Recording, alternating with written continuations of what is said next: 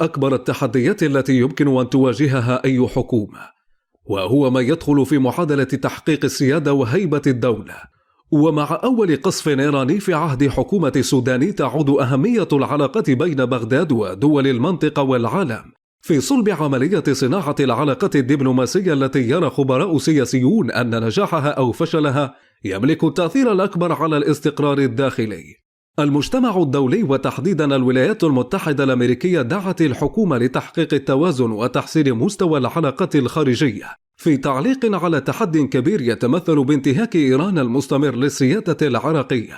القصف الإيراني والتركي وأعمال الميليشيات المسلحة الخارجة على القانون في الداخل العراقي جميعها ومنها السلاح المنفلت لم تحل على مدى سنوات ماضية رغم وعود حكومات سابقة. تحد يرى مراقبون أنه يمثل العنصر الأساسي في طريق نجاح أي معادلة سياسية، وهو أيضا سبب فشل الكثير من الحكومات المتعاقبة التي لم تتعامل مع ملف السلاح والتدخل الخارجي كما ينبغي على دولة سيدة ومستقلة.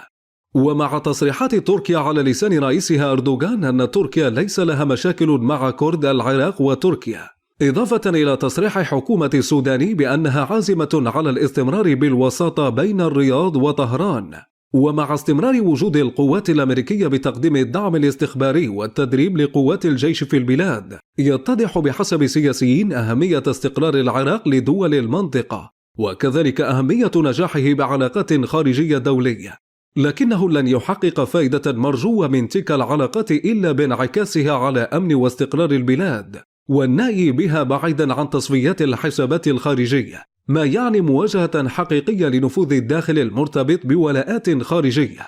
وفقا لما يعكسه مسلسل الانتهاكات المستمرة التي لم تتوقف.